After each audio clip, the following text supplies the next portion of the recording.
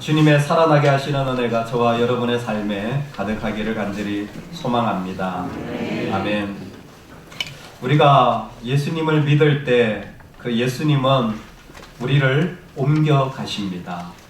자리가 옮겨졌다는 게 참 중요한 것 같아요. 예전에는 육의 일, 욕심의 일, 그리고 이 세상에 속한 것에 마음이 참 많았죠. 그런데 사망에서 생명으로 옮겨지면 영의 일, 하나님의 일, 이런 것들에 마음이 자꾸 가게 되는 것입니다. 그래서 예전에는 이게 나한테 얼마나 유익할까 이런 생각을 많이 했다면, 이제는 하나님에게 얼마나 유익할까, 이것이 삶의 기준으로 바뀌어진 것입니다. 여러분, 구원이 저와 여러분에게 충만하게 임하기를 간절히 소망합니다. 아멘. 그렇게 옮겨진 자리의 분기점에 무엇이 있냐면 바로 하나님이 계시다라는 그 고백으로 말미암아 달라지는 것입니다. 내가 내 문제를 안고 씨름하다가도 주님이 계시다라는 것이 분명히 선포되어지면 방향이 내가 원하는 것에서 하나님이 원하는 것으로 옮겨지게 되는 것입니다. 이것이 믿음의 큰 축복이요 은혜입니다. 이 복음을 이미 이스라엘은 먼저 받아 모든 백성들이 그 가운데 복의 자리에 서기를 원했습니다. 그런데 때로는 누구나 원하지 않는 절망의 자리에 앉을 때가 있습니다. 에스겔이라는 선지자는 사실 제사장 집안의 자녀로 제사장입니다. 구약에 30세가 되어서 제사장의 역할을 하는데, 안타깝게도 이 사람은 제사장이 되어서 얼마 뒤에 선지자로 부름을 받기도 하는데, 자신은 하나님 앞에 부름을 받았는데 상황은 완전 너무 안 좋은 거예요. 소위 말해서 나는 이런 것도 하고 싶고 나는 저런 것도 하고 싶고, 그런 열정과 마음과 뜻은 있는지 모르겠지만 벌어지는 상황은 거의 최악입니다. 유다라는 나라는 BC 597년에 바벨론에 의해서 망해서 자기가 막 하려고 할 때 이미 망했고, 그리고 망했을 때 자기도 포로로 끌려가서 선지자로 세움을 받은 곳은 이방 땅 바벨론 땅이에요. 무슨 뭐 하나님의 일을 하고 뭐 하나님의 메시지를 전하고 무슨 뭐 하나님의 영광 이런 걸 말해야 될 상황인데, 정작 좌우 아래 위를 살펴보면 전부 우상밖에 없는 곳에 도대체 나보고 뭐하라 라고 하는 답답함이 가득한 겁니다. 그런데 사실 보이는 환경보다 더 어려운 것은 그 안에 보이지 않는 내면 세계죠. 보이는 환경이야, 그래 내가 한번 해보자, 그럴 수도 있지만 그 안에 보이지 않는 이스라엘의 영적 상황은 그야말로 참으로 어렵습니다. 그 영적 상황을 오늘 마른 뼈와 같다고 표현했는데 정말 맞는 표현이에요.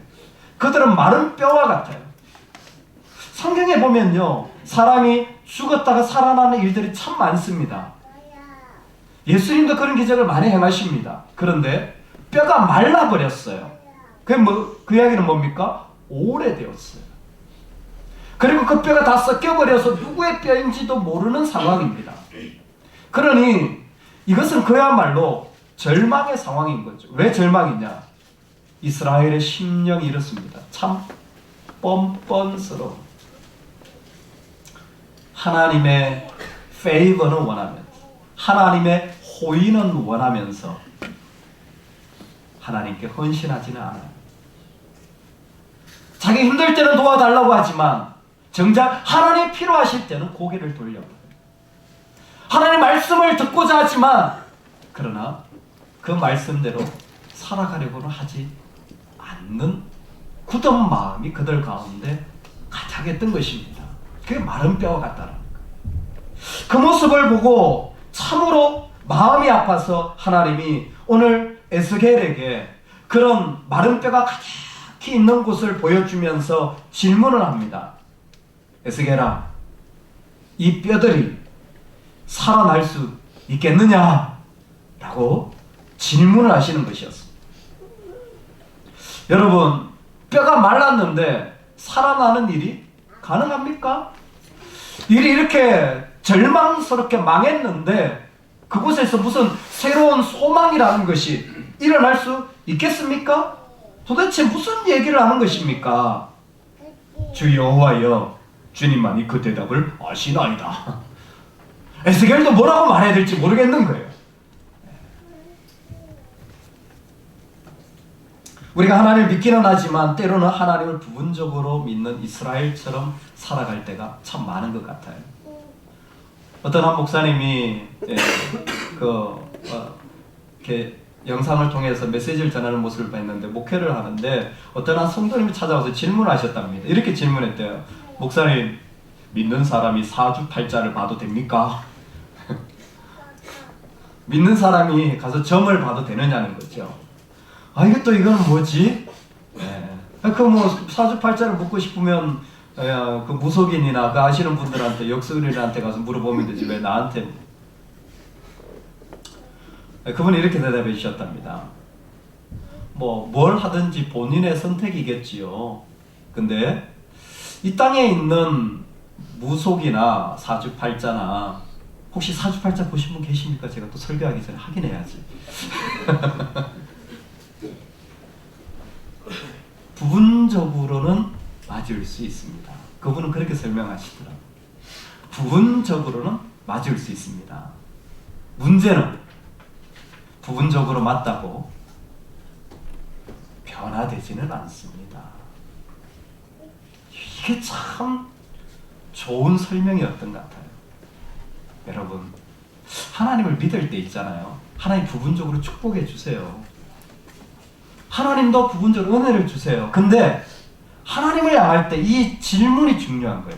내가 무언가를 받았다고 내가 변화되었냐 묻는다면 아닐 수도 있는 것 같아요. 에스겔의 마음이, 아니 마른 뼈와 같은데 이게 어떻게 살아날 수 있겠습니까?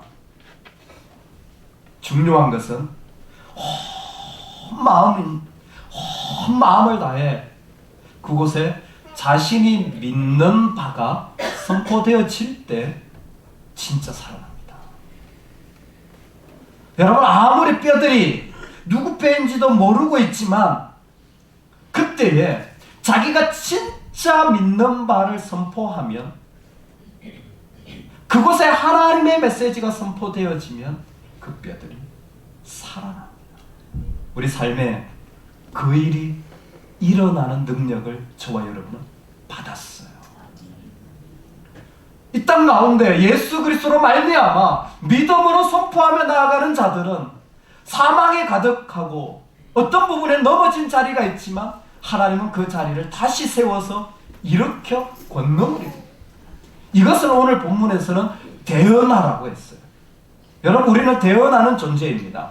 하나님 이 땅에 말씀하시는데 네가 말해. 야, 네가 말해봐.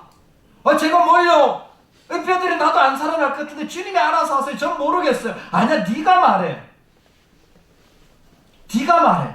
뭐라고 말합니까?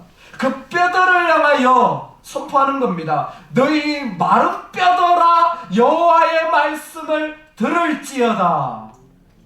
너희 마른 뼈들아, 여호와의 말씀을 들을지어다. 저와 여러분에게 이 심령 있기를 간절히 소망합니다. 답답한 상황을 당할 때 정말 힘들어 죽겠네. 그러지 마시고 뭐라고 해야 돼요? 마른 뼈들아, 주의 말씀을 들을지어다. 아픈 말을 계속 생산해내는 사람들 있잖아요. 어떻게 그렇게 나쁜 말만 골라서 하는 사람들이 있는지 몰라. 참 은사도 특별하게 받았어요. 이 마른 뼈야, 주의 말씀을 들을지어다. 제가 토요일마다 요즘 학습 응답 공부를 하는데 우리 중학생들이 옵니다. 중학생하고 얘기를 하는 게 세상에서 제일 힘들다는 거 아시죠? 시험 드는 일입니다. 걔가 시험 드는 게 아니라 제가 시험 드는 거예요. 도대체 반응이 없잖아요, 걔들은. 그리고 자기 세계에 혼자 갇혀져 있잖아요. 그러니까 얘기를 해도 이게 혹시 안 먹히면, 또 안 들으면 의미 없는 시간을 서로가 앉아있으면 얼마나 불편하고. 그래서 여러분도 자녀하고 대화를 안 하잖아요. 할렐루야.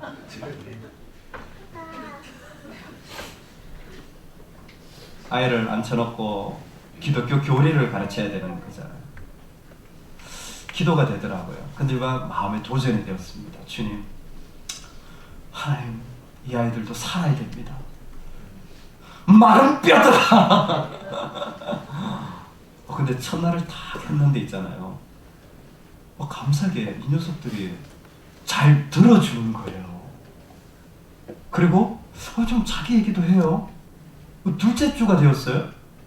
이건 좀 더 많이 했는데 더 많이 이야기를 하는 거예요. 근데 아이를 대하면서 제 안에 간절한 마음이 있어요. 중학교 때, 고등학교 때 진짜 예수님을 바로 알으면 평생 흔들리지 않습니다. 어떤 마른 뼈도요, 어떤 어려운 일들도요, 예수님만 계시면 절대 망하지 않습니다. 믿으십니까? 절대 망하지 않습니다. 예수님만 계시면 그 인생은 반드시 일어납니다. 꼭 그 마음을 전해주고 싶은 거예요.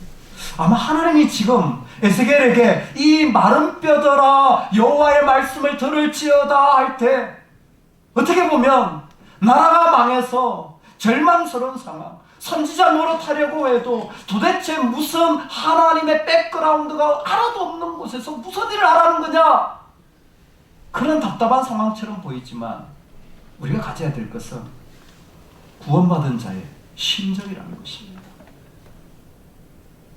이 마른 뼈가 살아나는 일들의 핵심적인 역할을 하는 것이 무엇이냐면 하나님의 영 생기입니다.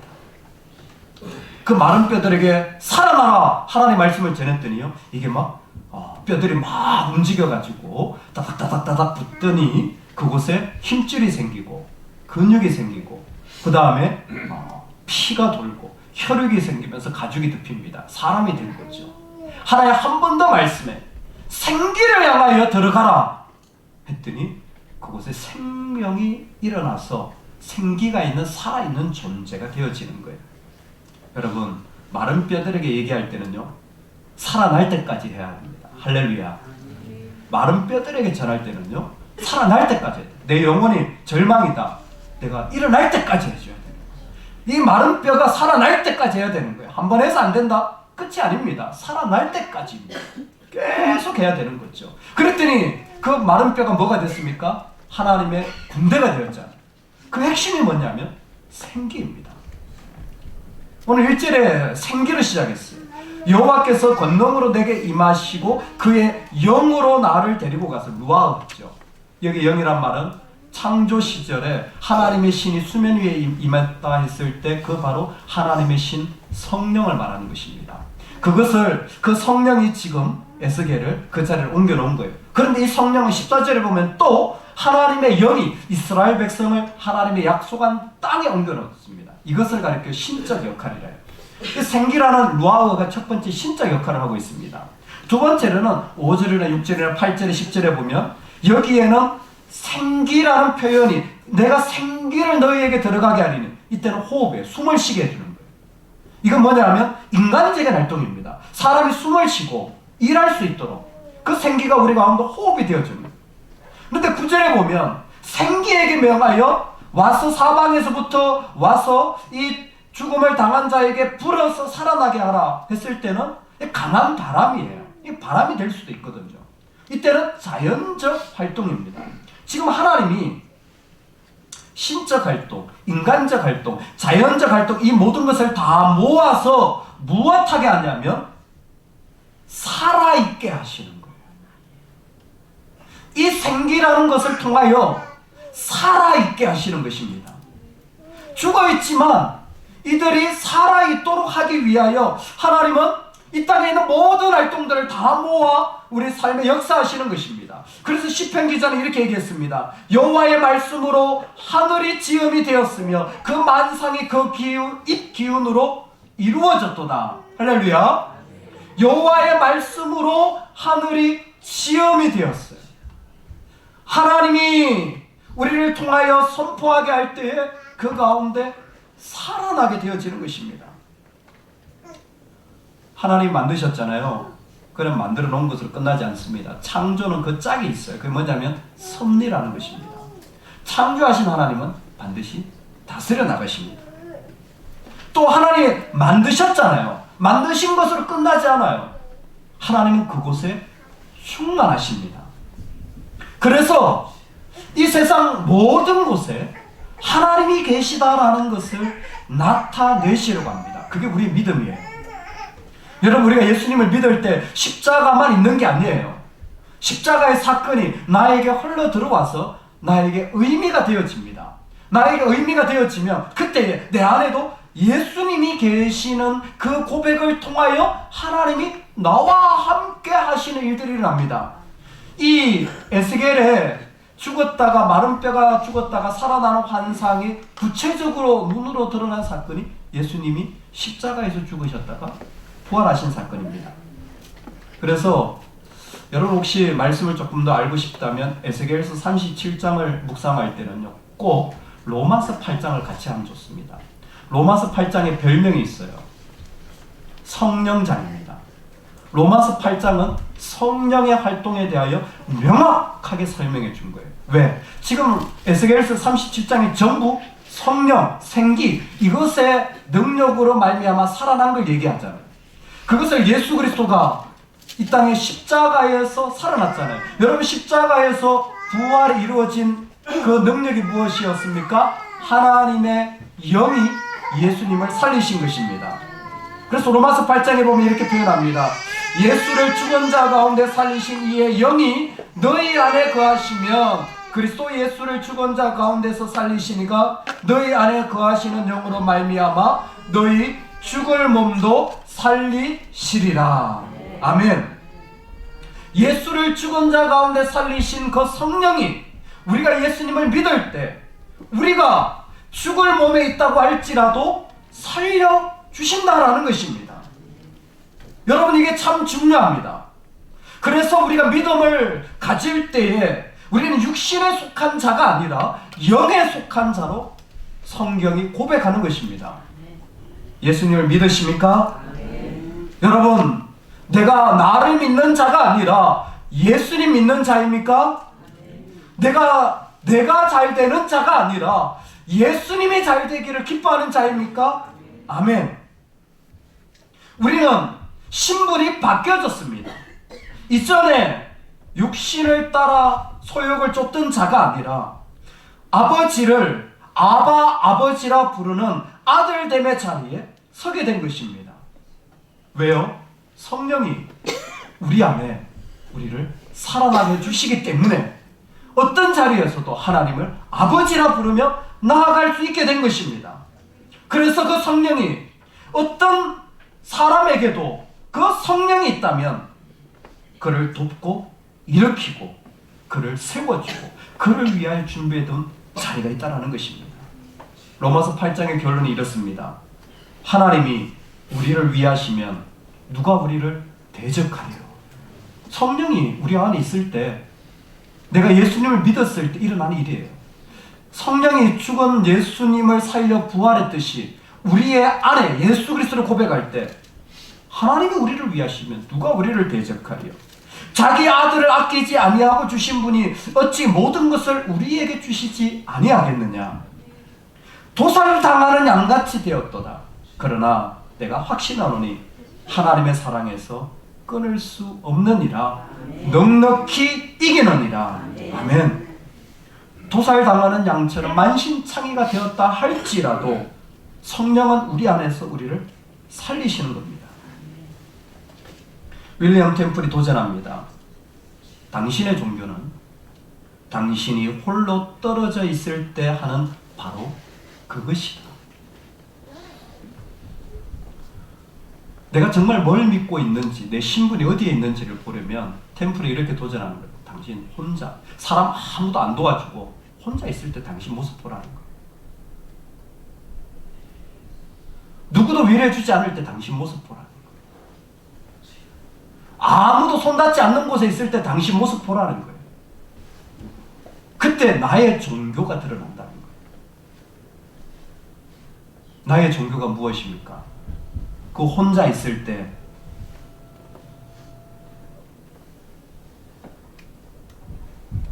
어떤 분은 평생을 믿지 않다가 자신의 딸이 마지막 죽음의 순간까지 기도하는 모습을 보면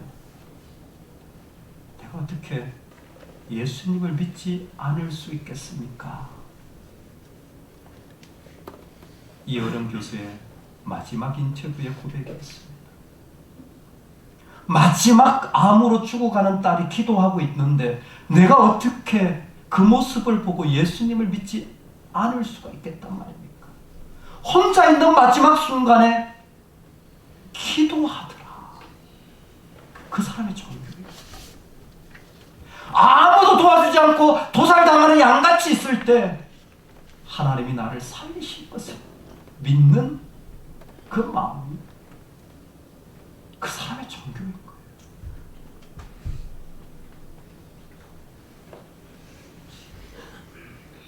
하나님이 우리 안에 계시면 살아납니다. 아무도 할 수 없는 그 자리에 하나님은 우리를 살리십니다. 말씀을 결론 맺으며 우리 13절, 14절 마지막으로 한번 살펴보기를 원합니다. 왜 에스겔 골짜기에 이 마른 뼈들이 살아나는 일들을 보여주셨는지 설명해주는 중요한 메시지입니다. 하나님 어디에나 계시죠. 그 모습을 설명해주는 구절입니다.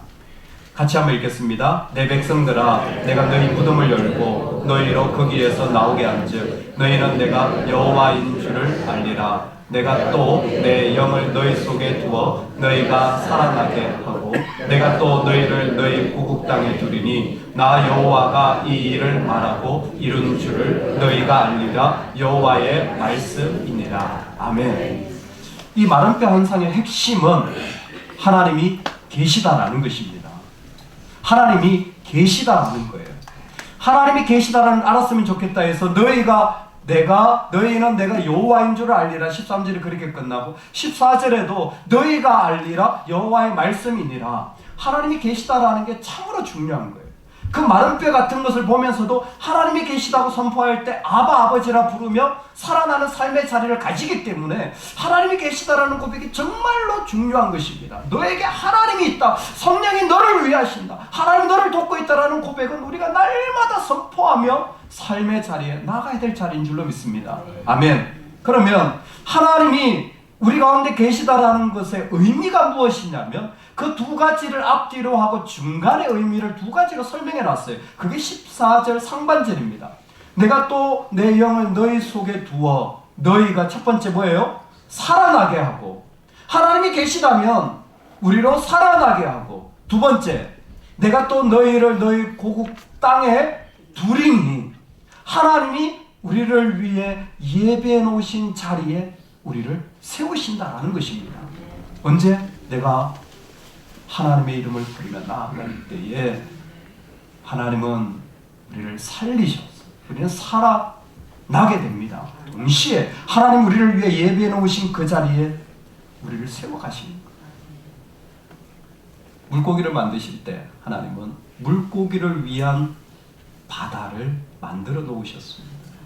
하나님 새를 만드실 때 새를 위한 하늘을 만드셨습니다. 하나님은 동물을 만드실 때 동물을 위한 육지를 만드신 분입니다. 하나님이 우리를 건져내실 때 우리를 위한 자리를 예배해 놓으셨습니다.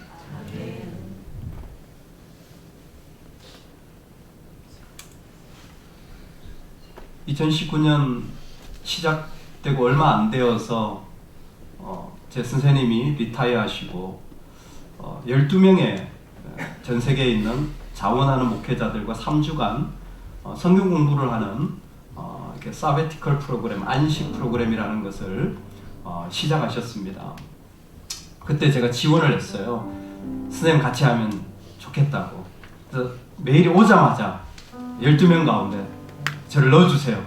그리고 지원을 했습니다. 아침 8시부터 저녁 9시까지 같이 이제 성경을 공부하는 거죠. 같이 모여서. 참 감사했습니다. 그래서 그 프로그램에 지원하고 사실 연초에 비행기 티켓도 사놨어요. 1년 전에 사놓으니까 비행기가 싸죠. 대신에 취소하면 안 됩니다. 위약금이 엄청 많죠. 거의 다 날립니다. 그런데 문제가 생겼어요. 이번에 여름 선교를 다녀오고 겨울 선교 일정이 잡혔는데 제가 그 공부하는 주간 다음 주간이에요. 저는 못 갑니다. 그랬더니 그러면 한 주간만 시간을 드릴 테니까 또 선교 가셔야 됩니다. 아니 어떻게 그 일정을 제가 다 할 수 있겠어요. 그래서 고민이 된 겁니다. 저는 제가 육신의 소욕을 따르지 않고 영의 일을 생각한다는 게 저한테는 이렇게 적용이 됩니다. 누구한테 유익하냐? 나한테 유익하면 그건 내 육신을 따르는 거예요. 하나님한테 유익하면 그 하나님의 영을 따르는 거예요. 계속 마음의 갈등이 오는 겁니다. 또 내년 초에 또 아이들을 위한 또 프로그램도 좀 기도하는 게 있는데, 그런데 사실 프로그램도 12명이라 이미 미국에서는 수련회 센터를 하나 다 예약을 해놓으셨고, 12명에 한 명 빠지면 얼마나 프로그램이 차질이 있겠습니까? 사람도 많지도 않은데. 근데 이번 주간에 메일을 보냈습니다. 선생님 정말 죄송한데 제가 아무래도 취소해야 될 것 같습니다. 너무 죄송합니다. 이건 저한테는 도움이 될 것 같지만 교회나 하나님을 위한 필요가 더 있는 것 같아서 이번에는 그거를 해야 될 것 같습니다. 저 마음에 너무 죄송한 마음으로 메일을 보냈는데 답변이 바로 왔어요. 그 다음날 보니까 무슨 메일을 답변을 보냈는데 A4 용지 2장으로 쓴 거예요. 영어로. 그것도 아주 머리 아파 죽겠어요. 야 잘 지내냐? 야 요즘은 나는 은퇴해가지고 양가 부모님이 나이가 90인데 아주 그냥 돌보느라고 바빠 죽겠다. 양가 부모님 모시려고 자기 교수직을 일찍 은퇴하신 분이잖아요. 부모님 돌보느라 아주 바빠 죽겠다. 그리고 책을 쓰는데 타픽이 바울의 신학의 어떤 부분인데 너 관심 있으면 나중에 내가 보내줄게 이런 얘기도 하시고 등등. 절대 미안해하지 마라. 못 오는 것에 대해서 나는 너한테 기회를 주고 싶은 것이지 못 온다고 절대 미안해하지 마라. 그러나 네가 시간이 돼서 너하고 크리스틴 제 아내하고 두 아이하고 온다면 우리 집에는 언제든지 너희를 위한 방이 준비되어 있으니까 시간 될 때 꼭 와라. 감동이 안 되시는군요. 저는 마음이 피한 거예요. 나는 오히려 상처를 드린 것 같은데, 약속을 못 지켜드렸는데, 다른 사람은 몰라도 너를 위한 방은 준비되어 있으니까 너 시간 될 때 언제든지 와라.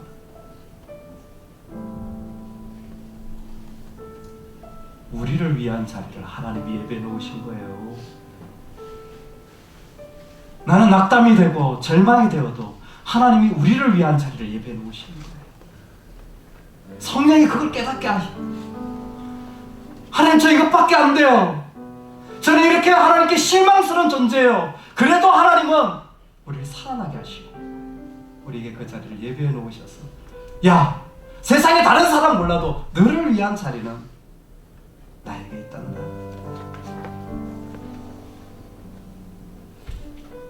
마른 뼈를 보면서 선포하라는 겁니다. 하나님의 군대가 될 겁니까? 아니 그게 어떻게 하나님의 군대가 됩니까? 마른 뼈인데 아니야. 성령이 살아나게 할 거야. 예수님을 살리셨던 너를 살아나게 할 거야.